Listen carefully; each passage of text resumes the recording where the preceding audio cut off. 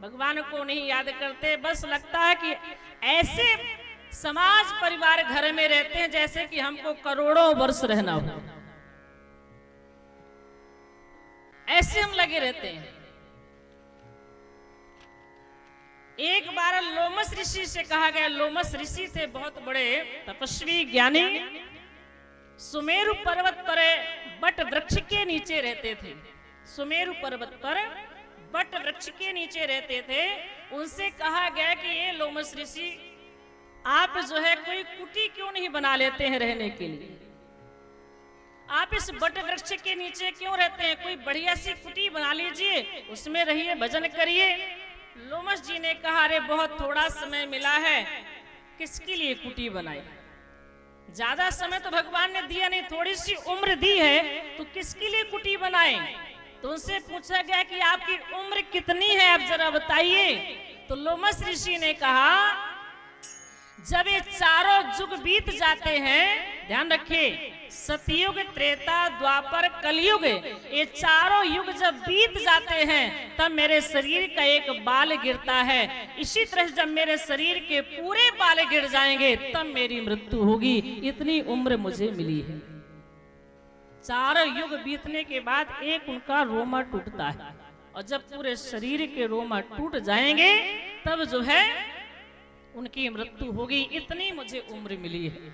अब आप जरा कल्पना करिए कि चारों युग बीतने के बाद एक बाल गिरता है, और कितने शरीर में बाल हैं, जब ये गिर जाएंगे तब मेरी मृत्यु होगी। इतनी उम्र मिलने के बाद भी वो महात्मा जी कहते हैं बहुत छोटी उम्र मिली है। किसके लिए हम कुटिया बनाएं, किसके लिए घर बनाएं? और हम आप लोग इस 60-70 वर्ष रहना, इसके लिए बड़े बड़े महल बनाते रहते हैं। ये बन जाए, वो बन जाए, बैंक बैलेंस हो जाए, बढ़िया गाड़ी आ जाए, इत्यादि में लगे रहते हैं, भगवान को भूले रहते हैं। और परमात्मा ने हमें क्यों भेजा यहाँ पर?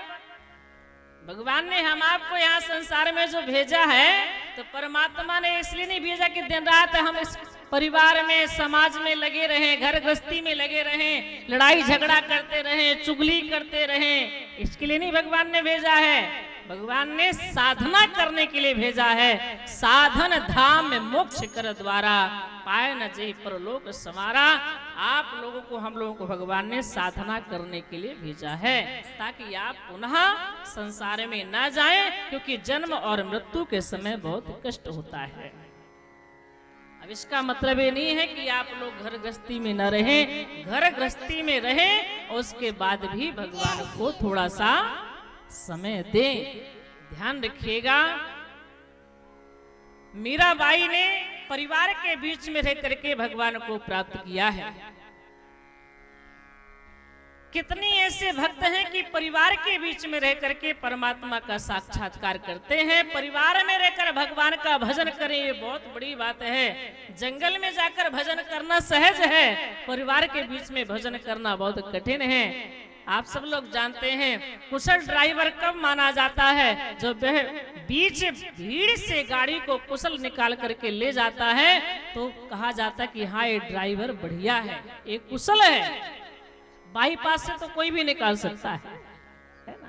तो समाज परिवार में रह करके, घर गृहस्थी के बीच में रह करके परमात्मा का भजन करना, आध्यात्मिक जीवन जीना, ये बहुत कठिन है, और यही हम आपको करना चाहिए, और परमात्मा से जुड़े रहना चाहिए। यही जीवन का सार है। कल मैंने आपके सामने एक प्रसंग कहा। भगवान श्री राघवेंद्र सरकार मनुष्य बनकर के धरा पर आए। जितने देवता थे सब बंदर, भालू इत्यादि बनकर के भगवान की लीला में सम्मिलित होने के लिए आते हैं, और इसके बाद भगवान का दर्शन करके, उनकी लीला का दर्शन करके अपने जीवन को कृतार्थ करते हैं। तो प्रभु श्री राम जब वन लीला करते हैं, तो वन लीला में भगवान श्री राम जी अपने भक्त हनुमान से मिलते हैं। हनुमान जी भी कोई साधारण नहीं है। मैंने आपसे कल निवेदन किया था कि श्री हनुमान जी महाराज भगवान शंकर के अवतार हैं, कि जेहि शरीर रति राम सोई याद रही सुजान, और रुद्र देह तजने बसे बानर वे हनुमान। भगवान शंकर ही बंदर बन करके आए और भक्त और भगवान की भेंट किष्किंधा में होती है। सुग्रीव जी ने भगवान श्री राम को देखा। हनुमान जी महाराज से कहा कि आप जाकर के पता लगाओ ये कौन है। हनुमान जी महाराज ब्राह्मण का वेश बना करके गए और भगवान श्री राम जी से मिले। भगवान को पहचान गए कि ये तो साक्षात ब्रह्म है, परमात्मा है। उनके चरणों में प्रणाम करते हैं। भगवान ने कहा मैंने अपना चरित्र आपको सुना दिया है, अब आप भी अपना चरित्र सुनाइए। तो हनुमान जी महाराज ने अपना चरित्र सुनाते हुए कहा, एक मैं मंद मोह बस कुटिल हृदय अज्ञान, पुन प्रभु मोह विसार्यो दीन बंधु भगवान। मैं तो अज्ञानी हूँ, मंद बुद्धि हूँ, कुटिल हृदय हूँ प्रभु, आपने मुझे भुला दिया, मुझे बड़ा कष्ट है। भक्त और भगवान की यहाँ पर प्रथम भेंट होती है और इसके बाद भगवान श्री राम जी ने श्री हनुमान जी को अपने हृदय से लगा लिया और प्रभु ने कहा आप तो मुझे लक्ष्मण से भी दूने प्रिय हैं हनुमान। भले मुझे लोग समदर्शी कहते हैं लेकिन फिर भी मुझे भक्त बहुत प्रिय हैं। और यहाँ पर श्री राम जी ने श्री हनुमान जी महाराज को अनन्य भक्ति का उपदेश किया है।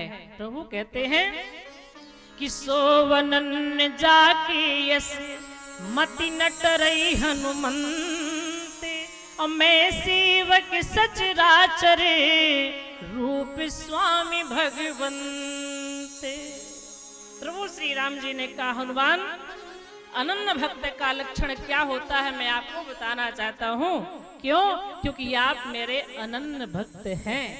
ध्यान रखिएगा, श्री रामचरितमानस में भगवान के कई भक्त हैं, एक से बढ़कर के एक भक्त हैं। भगवान ने कई भक्तों को भक्ति का उपदेश किया है। और एक बात ध्यान रखेंगे, भगवान की भक्ति भी कई तरह की होती है। भगवान की विमल भक्ति, अविरल भक्ति, अनन्य भक्ति, शरणागत भक्ति, नौधा भक्ति, कई तरह की भगवान की भक्ति है। केवट को भगवान ने अनन्य भक्ति का वरदान दिया। बहुत कीन प्रभु लखन सी नहीं कछु केवट ले, विदा कीन करुणा यतन भगत विमल बरुदे। केवट को विमल भक्ति का वरदान भगवान ने दिया। जटायु जी को अविरल भक्ति का वरदान भगवान ने दिया। अविरल भगति मांग बर गीत गयो हरिधाम, अब की क्रिया जथोचित निज कर कीन्हे राम। इसी तरह से भगवान ने माता सबरी जी को नौधा भक्ति को उपदेश किया है। क्यों? क्योंकि माता सबरी जी के अंदर 9 भक्तियां एक साथ परिलक्षित होती हैं। जब भगवान श्री राम के सामने माता सबरी जी बड़ी दीनहीन होकर के खड़ी हो जाती हैं, तब भगवान ने कहा कि आप अपनी दीनता प्रकट मत करिए। पान जोर आगे भई ठाड़ी, प्रवहि बिलोक प्रीत अति बाढ़ी। भगवान को देख करके उनके अंतःकरण में बहुत ही दिव्य प्रीति उत्पन्न हुई, शरीर पुलकित हो गया। माता सबरी जी दोनों हाथ जोड़ करके भगवान से कहती हैं कि ही विधि स्तुति करो तुम्हारी, अधम जात में जड़मति भारी। अधम ते अधम अधम अति नारी, अतिन मह मैं मति मंद अघारी। मैं तो अधम जाति की हूँ, अधम बुद्धि की हूँ, अधम नारी हूँ, इसलिए मैं आपका ध्यान नहीं कर सकती, आपको प्राप्त नहीं कर सकती हूँ। तब यहाँ भगवान श्री राम जी 10 वस्तुओं का खंडन करते हैं। जाति पाति कुल धर्म बढ़ाई, धन बल परिजन गुण चतुराई। इन 10 वस्तुओं के माध्यम से मैं किसी से नाता नहीं जोड़ता हूँ। भगवान कहते हैं मैं नहीं देखता कि यह व्यक्ति कौन सी जाति का है, इसकी कौन सी पाती है, यह कितना धनी है, कितना ज्ञानी है, कितना बुद्धिमान है, कितना सुंदर है, कितना इसका परिवार है, कितना बलशाली है। मैं ये सब नहीं देखता हूँ। अगर मैं जाति से मिलता होता माता सबरी तो मैं शूर्पणखा को मिल जाता।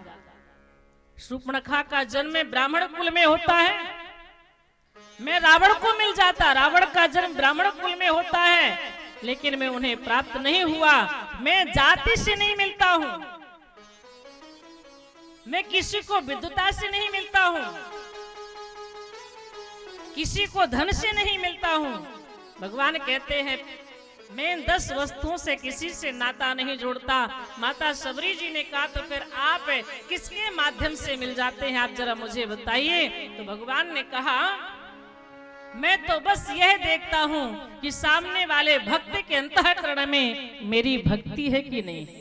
मानव एक भक्ति कर नाता, मैं एक भक्ति के नाते से जीव को स्वीकार कर लेता हूं। ध्यान रखिए, ये जाति पाति धन संपत्ति विद्युता इत्यादि हम तुच्छ जीवे लगाते हैं, ईश्वर की दृष्टि में कोई भेदभाव नहीं है। वह माता सबरी को मिल जाते हैं, केवट को गले से लगा लेते हैं, निषाद को भगवान ने गले से लगाया, बंदर भालुओं को मित्र बनाया, गीधराज जटायु को पिता के समान सम्मान भगवान ने दिया है। मेरे जान तात कछु दिन जीजे, देखिए आप सुवन सेवा सुख, मुहि पितु को सुख दीजिए। भगवान की दृष्टि में कोई भेदभाव नहीं। जब हमारा परम पिता परमात्मा भेदभाव नहीं करता है तो हमको भी नहीं करना चाहिए। अगर हमारे अंदर भेदभाव है तो हम परमात्मा के भक्त नहीं हैं, परमात्मा को नहीं मानते। अगर हम उनको मानते हैं, उन पर विश्वास रखते हैं, तो जो उनका सिद्धांत है वह हमारा भी सिद्धांत होना चाहिए। हमें भगवान के बताए हुए मार्ग पर चलना चाहिए। माता सबरी जी को भगवान ने नवधा भक्ति को उपदेश दिया है, क्योंकि माता सबरी के अंदर 9 की 9 भक्तियां एक साथ विराजमान हैं। भगवान श्री राम जी कहते हैं कि प्रथम भगति संतन करे संग